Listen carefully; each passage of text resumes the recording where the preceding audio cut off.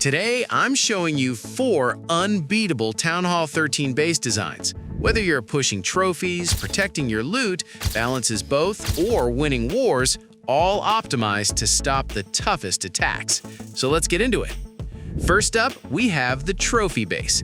This layout is all about one thing: protecting your town hall at all costs. If you're grinding for higher league or just trying to maintain your trophy count, this is the base you need. The clan castle is locked right in the center of the base. This is key because it makes it nearly impossible for attackers to lure out your defensive troops early. And trust me, those extra defenders can completely ruin an attack if they're used at the right moment. Now check out the Town Hall and Eagle artillery placement. They're positioned on opposite sides of the base in separate inner compartments. This forces the attacker to commit heavy resources to reach either one. They can't just steamroll through and grab both. They have to choose, and that split focus is exactly what we want. All of your heroes are positioned around the town hall. This creates a defensive kill zone. Anyone trying to get to your town hall has to deal with hero firepower, and that's not easy. The main defenses, Expos, Inferno Towers, Scattershots, are spread across almost every compartment.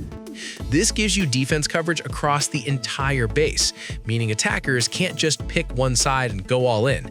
No matter where they enter, they're taking damage. Air defenses are placed far from the main defenses.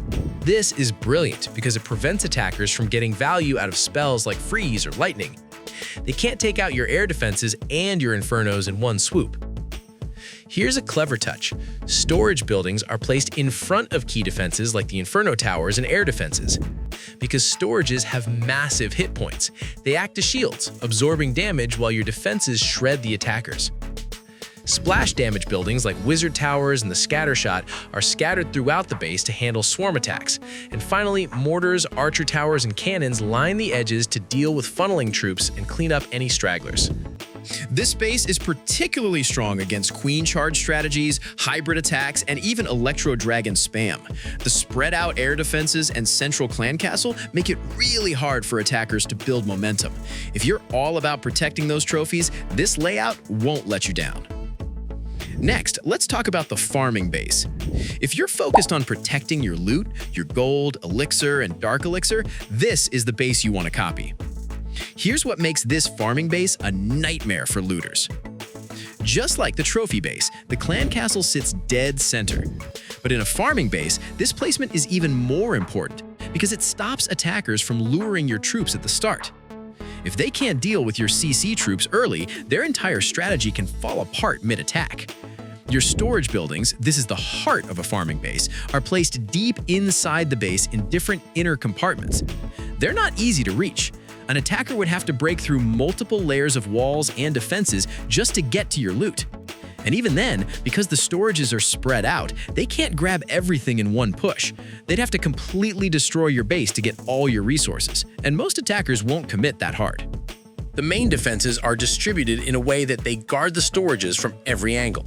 Expos, Inferno Towers, Scattershots, they're all positioned to overlap their coverage around your loot. And because these defenses are spaced far apart, it's tough for attackers to deal with them efficiently. Splash damage defenses like Wizard Towers are distributed around the storage compartments. This shuts down mass troop strategies like Barch or Goblin Knife attacks that try to swarm your storages. And once again, mortars, archer towers, and canyons hold down the edges to handle funneling and any cleanup troops trying to sneak in. This base excels against farming attacks, Barch, goblin rushes, and even casual attackers who are just looking for easy loot. They'll see this base and realize they're not getting a good return on their investment. Most will skip you entirely, and that's exactly what you want.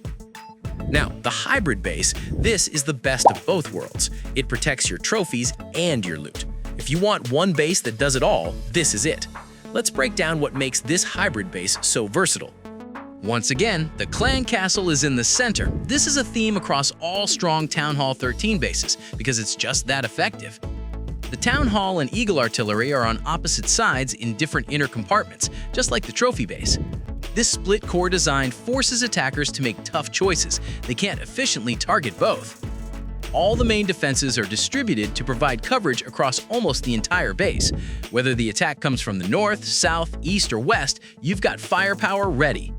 Your heroes are placed near the most valuable defensive buildings.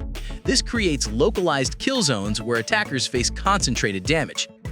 Here's where the hybrid design really shines. The storage buildings are spread out so that attackers can't grab all your loot without completely destroying the base. But at the same time, the town hall is well protected, so you're not giving up easy trophies either. Air defenses are placed far from the main defenses to avoid spell value, and splash damage buildings are scattered throughout to handle different attack types, whether it's air or ground. And of course, mortars, archer towers, and cannons cover the perimeter. The hybrid base is great against a wide variety of attacks. It handles queen charge, hybrid strategies, lava loon, and even ground-based spam attacks. It's not perfect at any one thing, but it's solid at everything, and that balance is what makes it so effective for players who want one reliable base for everyday use.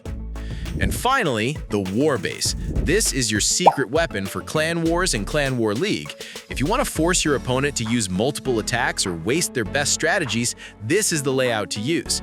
Here's what makes this War Base absolutely devastating.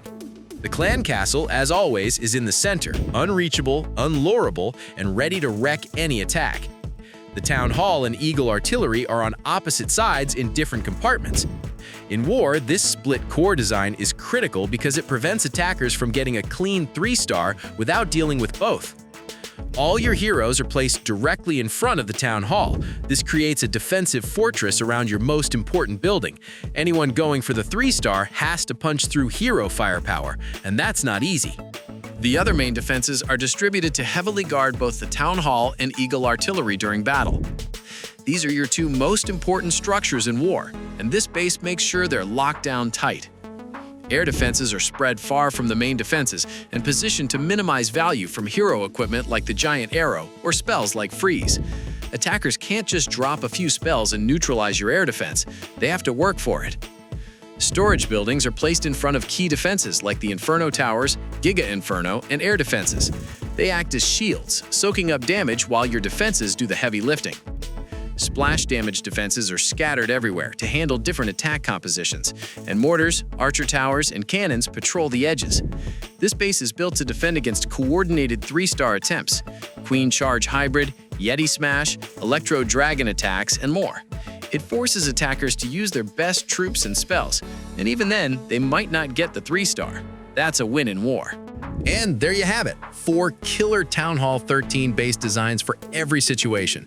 Whether you're pushing trophies, protecting loot, doing both, or dominating in war, you now have the layouts to make it happen.